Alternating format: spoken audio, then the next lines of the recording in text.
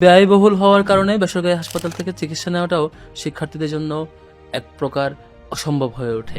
ঢাকা বিশ্ববিদ্যালয়ের প্রায় 36,000-এর অধিক শিক্ষার্থীর মধ্যে 57% শিক্ষার্থী হল থেকেই পড়াশোনা করে এবং এর একটা বড় সংখ্যক শিক্ষার্থী বিশ্ববিদ্যালয়ের আশপাশের বিভিন্ন মেসে থেকে তার অধ্যয়ন চালিয়ে নিয়ে যায়। বাবা মা কিংবা পরিবার থেকে দূরে থাকবার কারণে এবং বিশ্ববিদ্যালয়ের এবং চারপাশের এলাকার সামগ্রিক পরিস্থিতির কারণে অসুস্থ হয়ে পড়লে তার দেখভাল করবার কেউ নেই এবং সঠিক চিকিৎসা নেওয়ার সে পরিস্থিতিও থাকে না। পাশাপাশি শহীদ বুদ্ধিজীবী ডাক্তার মোহাম্মদ মুর্তজা মেডিকেল সেন্টারে চিকিৎসা ও ওষুধের সুন্দর ব্যবস্থা না থাকা, সরকারি মেডিকেল কলেজে অধিক পরিমাণে রোগী, ইমার্জেন্সি ভিত্তিক রোগীদের ভিড়ে যথাসময়ে সার্ভিস না পাওয়া এবং জটিল ও দীর্ঘমেয়াদী চিকিৎসার ক্ষেত্রে সুযোগ সুবিধার ঘাটতি থাকা, এসব কারণে ছাত্রছাত্রীদের যথাযথ চিকিৎসা বাধাগ্রস্ত হয় এবং পড়ালেখাও ক্ষতির সম্মুখীন হয়। অন্যদিকে ব্যয়বহুল হওয়ার কারণে বেসরকারি হাসপাতাল থেকে চিকিৎসা নেওয়াটাও শিক্ষার্থীদের জন্য এক প্রকার অসম্ভব হয়ে ওঠে।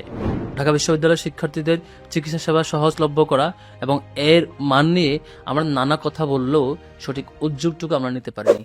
আমি এস.এম. ফরহাদ, ঐক্যবদ্ধ শিক্ষার্থী জোটের পক্ষ থেকে জিএস পদপ্রার্থী।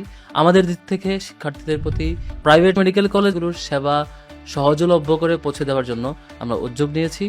আমরা দেশব্যাপী যেসব হাসপাতালগুলোর শাখা বিস্তৃত রয়েছে এবং তাদের নানা সেবা রয়েছে তাদের সাথে একটি এমওইউ করব, যার মধ্য দিয়ে শিক্ষার্থীদের কাছে সেবাগুলো অল্প মূল্যে পৌঁছে দেবো এবং সেখানে ডিসকাউন্টের ব্যবস্থা থাকবে।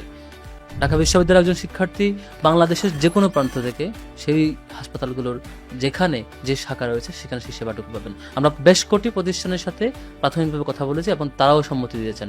আমরা অপেক্ষা করছি আমাদের সেই নির্বাচনী আচরণবিধির বিধিনিষেধ সময় শেষ হবার, সেটি শেষ হলেই আমাদের এই পরিকল্পনা এবং তার বাস্তবায়নটুকু আপনাদের সম্মুখে ওপেন করে দেবো ইনশাআল্লাহ।